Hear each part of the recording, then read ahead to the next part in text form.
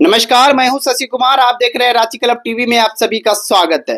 तो झारखंड की राजधानी रांची मोरहाबादी स्थित संगम गार्डन में झारखंड कांग्रेस ने बुलाई समीक्षा बैठक, जिसमें लोकसभा चुनाव को लेकर खबर प्रदर्शन पे हुई चर्चा, जहां कांग्रेस के कई नेता मौजूद रहे।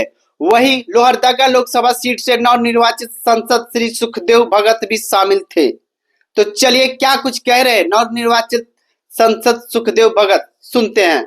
विशेषकर अपने क्षेत्र की तमाम जनता का, जिनका प्रत्यक्ष या परोक्ष रूप से जो सहयोग मिला है, उनका मैं आभार प्रकट करता हूं और धन्यवाद उन्हें देता हूं। चलिए, अपनी इस जीत को कैसे देखते हैं?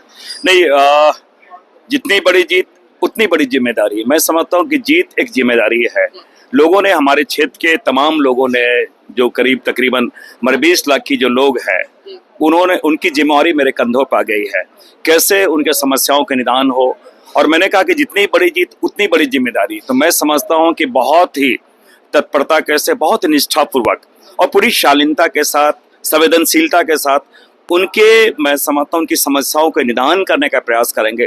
साथ ही साथ जो राष्ट्रीय स्तर पे जो राहुल जी का जो अभियान है, संविधान बचाने का, लोकतंत्र बचाने का, लोकतांत्रिक पद्धतियों को बचाने का, परंपराओं को बचाने का, संस्थानों को बचाने का, उस अभियान में मैं भी शामिल होकर उनका सहयोगी, बेहतर तरीके से सहयोगी बन पाऊं, ये मेरी प्राथमिकता होगी। मैं एक मायने में अपने को सौभाग्यशाली मानता हूं कि झारखंड विधानसभा में जो सबसे ज्यादा प्रश्न करने विधायकों में मैं भी शामिल था।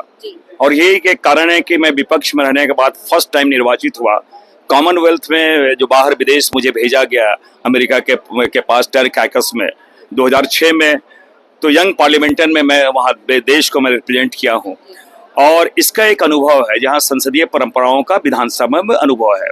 साथ ही साथ प्रदेश का अध्यक्ष होने के नाते दिल्ली के जो हमारे कांग्रेस के सीनियर लीडर्स हैं, उनसे उनका एक मार्गदर्शन हमें मिलेगा। और मैं समझता हूँ कि अपनी जो ड्यूटी है, अपनी जो जिम्मेदारी है, वहाँ भी लोकसभा में मैं बेहतर तरीके से निभाऊंगा। एक बात मैं जरूर कहना चाहूँगा कि हर वो संवेदनशील मुद्दा हो, और मैं केवल इसे किसी जाति या समाज तक ही सीमित नहीं है ये, क्योंकि जब आप सार्वजनिक जीवन में आते हैं, वो सबसे बड़ी बात है, राष्ट्र की बातें हो, समाज की बातें हो, राज्य की बातें हो, और फिर वो सारी वो बातें हैं जो हमें देश में, उन बातों को लेके हमें चलना है। जैसे मैंने कहा कि आपने देखा होगा कि मणिपुर की बात है। मणिपुर एक मानवीय पक्ष है। भारतीय जनता पार्टी मौन है, मोदी जी मौन है। राहुल गांधी जी ने, आपने देखा होगा, भारत जोड़ो यात्रा के तहत श्रमिक वर्ग के साथ, ऑटो वाले के साथ, रिक्शा चलाने वाले के साथ, हर वर्गों के साथ उन्होंने इंटरेक्ट किया। उन्होंने भारत को समझने का प्रयास किया। मेरा भी प्रयास ये है, यहाँ जो फैनेटिज्म आज फैला है, धर्मांता जो फैला है, उसे कैसे हम करें। और सबसे बड़ी बात है कि मैं भी ये चाहूँगा, राहुल जी के नक्शे कदम में चल के यहाँ अपने क्षेत्र की जनता के लोगों से इंटरेक्ट करने के बाद उनसे मैं प्राथमिकता मांगूंगा। उसके बाद मैं समझता हूँ कि एक टाइम फ्रेम में उन समस्याओं को निदान में करने का प्रयास करूंगा। पद नहीं बढ़ा है, जिम्मेवारी बढ़ी है। और एक बात मैं जरूर कहना चाहूँगा, मैं अमून कहता भी हूँ कि आम लोग जो हमारे न्यूक्लियस में क्या है, आम लोग हैं। हम लोग बार बार इन बातों कहते हैं कि भारत एक कृषि प्रधान देश है, भारत गांवों का देश है। तो जो आम लोग हमारे हैं, वो हमारे केंद्र में, हमारे न्यूक्लियस में है।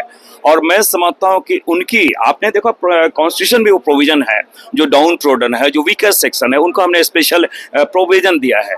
तो मेरा भी दायित्व बनता है कि उनके बीच जाके उनकी बातों को समझना, उनके माध्यम से जो ग्रैब करता हूँ उनको मैं बेहतर तरीके से, मेरे भी वही विचार है। कुछ चीजें कभी कभी परिस्थितिवश कुछ निर्णय ऐसे होते हैं, बहुत शॉर्ट टर्म के लिए।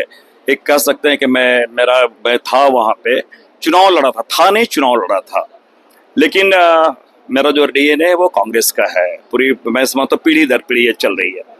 और आज ये कहना चाहूँगा कि भारतीय जनता पार्टी वो धर्म और जाति की राजनीति करती है, और एन के एन प्रकार वो सत्ता में बने रहना चाहती है। और वही एक कारण है कि जातीयता और धर्मांता का जो जहर है उन्होंने फैला रखा है। लेकिन भारत आज से नहीं, सदियों से जो परंपरा रही है वो सेकुलर परंपरा रही है। इसी भारत देश में आपने देखा होगा कि संत रविदास को भी हमने संत की उपाधि दी है, ये है। और अगर कबीर भी वो हर वर्ग के बारे में जब क्रिटिसाइज करते थे, जो उन्हें लॉजिकल नहीं लगता था, उसे भी हमने स्वीकार किया है। ये भारत है, विचारों की विभिन्नता, विचारों में एक नहीं होना, यही तो हमारी खूबसूरती है, लोकतंत्र की खूबसूरती है। तो और मैं समझता हूँ कि जो आज भी भारतीय जनता पार्टी एक वो संविधान को नहीं मानती, भी भारतीय जनता पार्टी एक वो संविधान को नहीं मानती है, यहाँ के लोगों को नहीं मानती है। और यूसीसी क्या है, यूनिफॉर्म सिविल कोड जो है, कहीं ना कहीं यहाँ के लोगों के जो अलग अलग विचार, अलग अलग जो मान्यताएं हैं, चीजें हैं, जो ट्राइबल्स के कस्टमरी लॉ है, सारे समाप्त करने की कवायद है। तो इसलिए मैंने कहा कि वो जातीयता में वो घुली हुई है और जातीय के अनुसार भारतीय जनता पार्टी चलती है, जिसको आने वाले समय भारत उससे नकारेगी। झारखंड की जनता को कितना फायदा मिल सकता है? मैं तो आपके माध्यम से, हमारे अन्नपूर्णा जी भी मेरे सहयोगी रहे हैं, मैं तो उनको आपके माध्यम से मैं शुभकामनाएं देता हूं कि अपने दायित्वों का अपना निर्वहन करें। और मैं संजय सेठ जी, उनसे भी मेरे बहुत अच्छे ताल्लुकात है, मैं उनको भी शुभकामनाएं देता हूं कि जो नया दायित्व मिला, अपने दायित्वों का बेहतर निर्वहन करें। हाँ, एक बात मैं जरूर कहना चाहूँगा, अब मैं थोड़ा अलग बात ये पहले भी अन्नपूर्णा जी थी, संजय सेठ जी थे, लेकिन जब अगर रेलवे कनेक्टिविटी की बात करें, झारखंड में अगर हम रॉयल्टी की बात करें, जो कोयले की रॉयल्टी थी, तो वो लाने की बात ये दोनों मौन हो जाते थे। तो ऐसे झारखंड के सांसद होने के नाते जो चीजें आनी चाहिए झारखंड के हित में, वो चीजें देखने को नहीं मिली। तो मैं इस बार अपेक्षा करता हूं कि उनकी सरकार है, वो सरकार से जो यहाँ हमारे रॉयल्टी 1,36,4 करोड़ है, वो रॉयल्टी लाएं, रेलवे कनेक्टिविटी के बारे में वो बढ़ाएं, और जो इंफ्रास्ट्रक्चर, मतलब एक स्पोर्ट्स हब के रूप में जो चीजें आनी चाहिए पूरे स्टेट में, उन चीजों को ध्यान दे। मैं तो यही उस अपेक्षा करता हूँ, मैं भी उनसे मिलूंगा और यहाँ के विकास के लिए, झारखंड के विकास के लिए जो बेहतर होगा, मैं हर उनसे मिलूंगा।